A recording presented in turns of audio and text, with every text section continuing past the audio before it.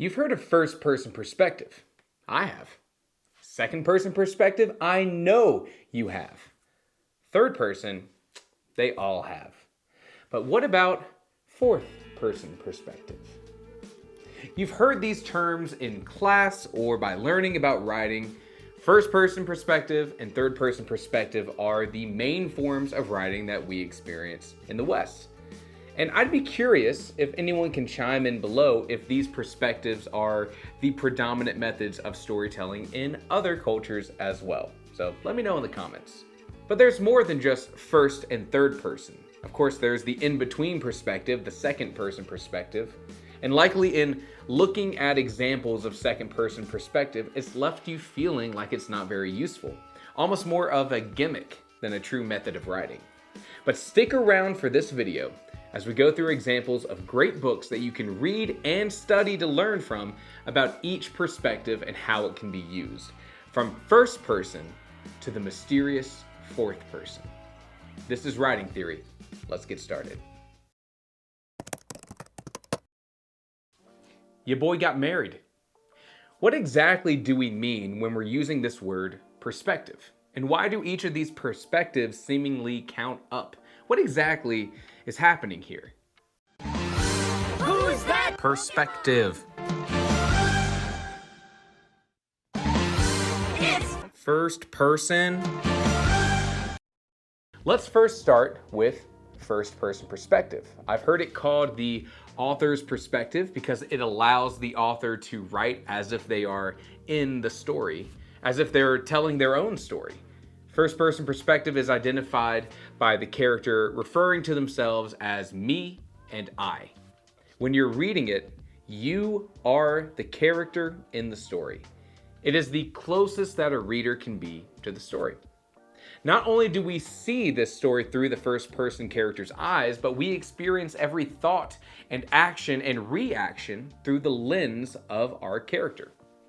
So why is it called first person perspective? Well, this is our first idea for what these names actually mean. First person perspective is named that way because we are only aware of one single perspective. I mean, that kind of makes sense, right? The important thing here is that because we are only aware of this one single perspective, that character's interpretation of the world, that it can be wrong. It can be poorly informed or biased. We as readers don't have the additional context that other perspectives would provide as we gather and experience the story. First person perspective brings the reader so incredibly close to the story and the main character that we actually lose the additional context of that surrounding world. In a story told through the first person, we know what the character knows and no more. We are aware of one single perspective. And there are plenty great examples of first-person writing. You can find them all over the place. You encounter them all the time. In classical literature, this would be books such as To Kill a Mockingbird, Catcher in the Rye, or Jane Eyre. You may think that there is really only one way to write a first-person novel, but that's not the case. There have been some incredible interpretations and unique approaches to writing in the first person. The Great Gatsby is written in the first person as the character Nick Carraway, but this character is basically observing the true story of the novel, not experiencing it themselves, even though, they are in the story, characters talk to them, but our first person narrator is kind of giving us a third person perspective narration of the true story of The Great Gatsby. Fight Club by Chuck Palahniuk is told through an unnamed, unreliable first-person narrator. We experience the story in this unnamed character's head, and we're never quite sure if the story that we're getting can be trusted. And this isn't the kind of story that could be told in third person. We would lose all that ambiguity. My favorite read this year so far is a book called The Will of the Many by James Islington. And I did a whole video on how this book was like a masterclass in the first person perspective. Check it out here if you want to learn more about how to write solid first person stories. Who's that? Perspective. It's second person this time. Second person perspective is a strange one to experience. It almost feels like breaking the fourth wall to me, like a character in the novel is writing a letter directly to me, the reader, but also I'm a character in the story experiencing the actions. I don't know. Sometimes it feels as if the narrator is a hypnotist, telling me how I'm feeling until I actually feel that way. Second person perspective is identified by the use of the word you. It's hard to find many examples of this perspective, but you may be familiar with one in particular. A common use of second person perspective is through those choose your own adventure books that you might have read growing up. You open the door and see a long, dark hallway, and a chill goes up your spine. You feel the goosebumps rising along your arms, and you fight to keep your teeth from chattering. There's a noise down the hallway that shuffles closer. Turn to page 18 to slam the door. Turn to page 84 to hide in the shadows. Why is this called second person perspective? First person perspective had us experiencing the story through one single lens. The world is as our character or our narrator sees it. Second person perspective brings the reader into the story as a character that is told what is happening by the narrator. In this case, there are two perspectives, that of the narrator and that of the character that the reader plays. And for the longest time, I really struggled with identifying the use of second person perspective. However, I just needed to understand what second person can do that other perspectives couldn't. In my opinion, the greatest use of this perspective is in the highly acclaimed fantasy book, The Fifth Season by N.K. Jemisin, the first book of the Broken Earth trilogy. This author actually uses first person, second person, and third person perspective throughout this novel, and each perspective is tied to a different character. First person is one character struggling to survive in a difficult world. Second person is done through a different character attempting to understand the internal journey of that first character. And third person is used whenever we switch to another character in a different part of the world. Each one of these things is done incredibly well, and the author handles those jarring differences in perspective really well. There's links to all the books I'm going to be talking about in the description below. Feel free to pick up a copy and support the channel at no extra cost to you. Check it out. It's interesting to read the second person perspective, especially because it makes you feel so unraveled. At its core, second person is all about a narrator telling you how you feel. You don't have a say in your own reactions. You don't have a say in what you can hide from that narrator. You are completely revealed. And this can have a really unsettling effect if done that way. The book titled You by Caroline Kepnes explores this with a stalker watching their victim. At times, second person can be a novelty, but if done well, it can be a truly interesting reading experience. Don't be afraid of it. Embrace it within your short stories and writing exercises and test out how well it works for you. Who's that? Perspective.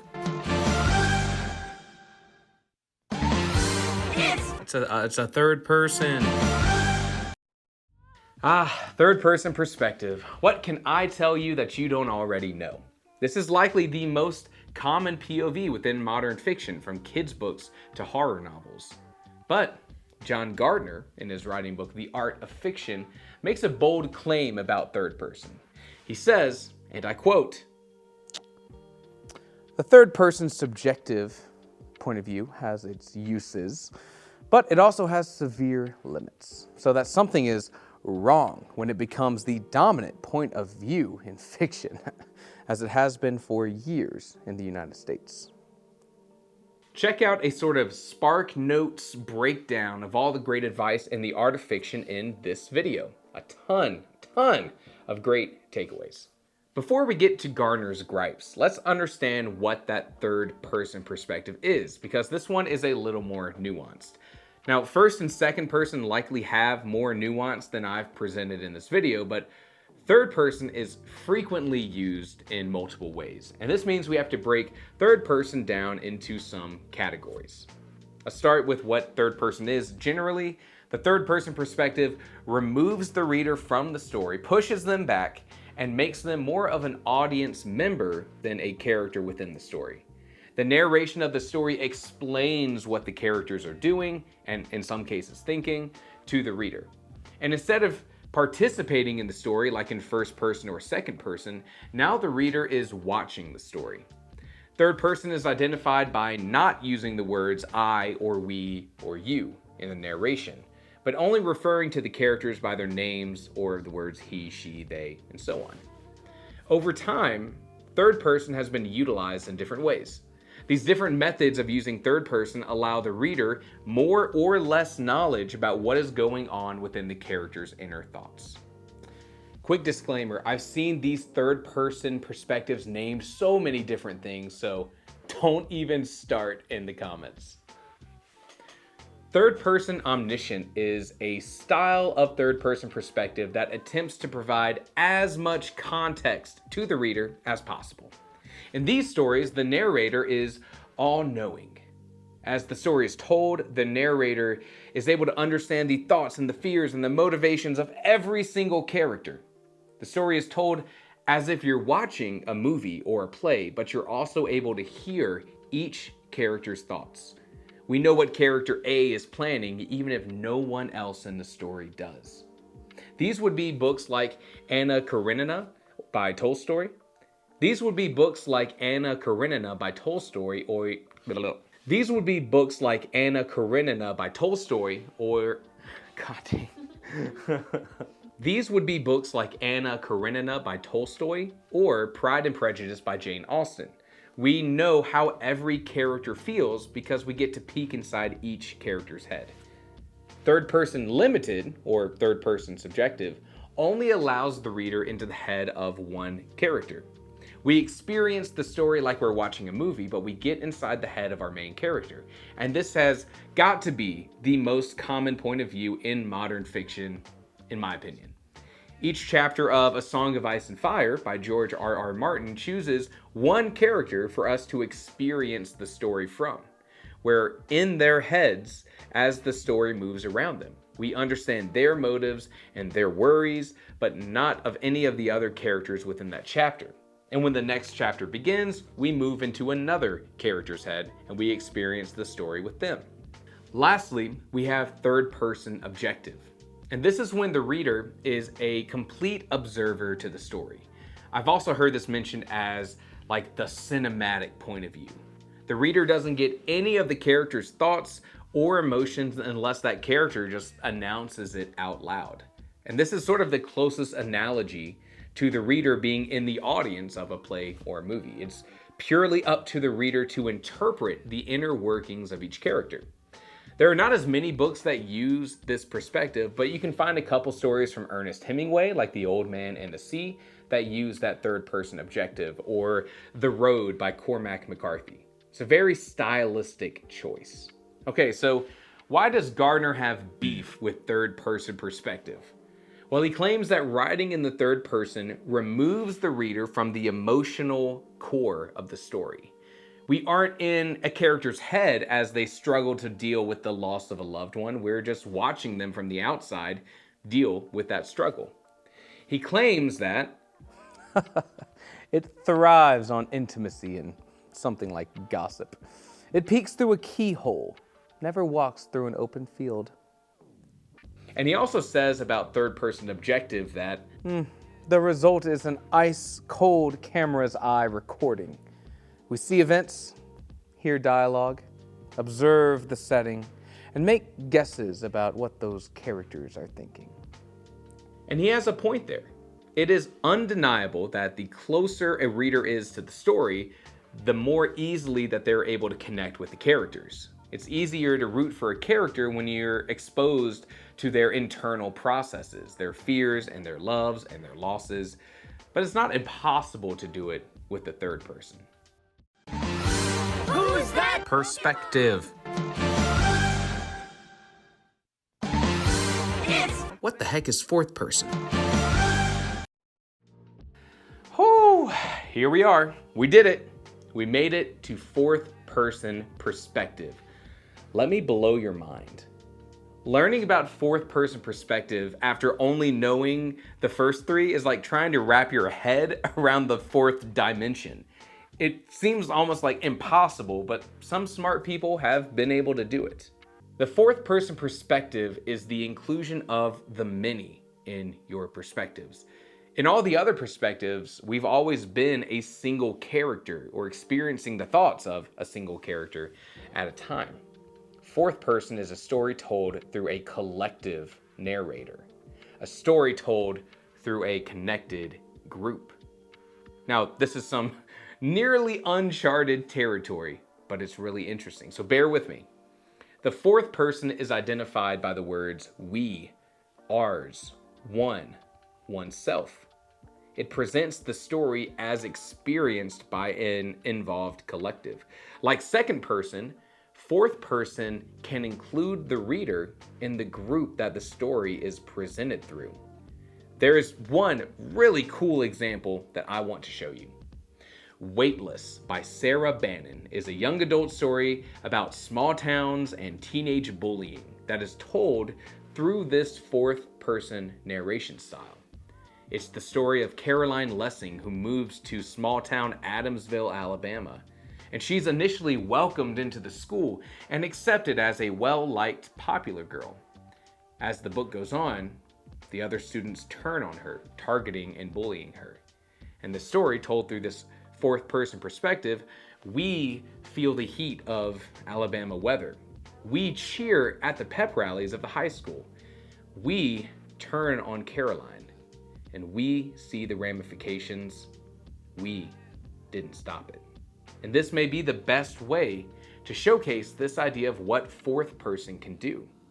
Pick it up in the description below to study it, because it's just a great read. Here is a quote.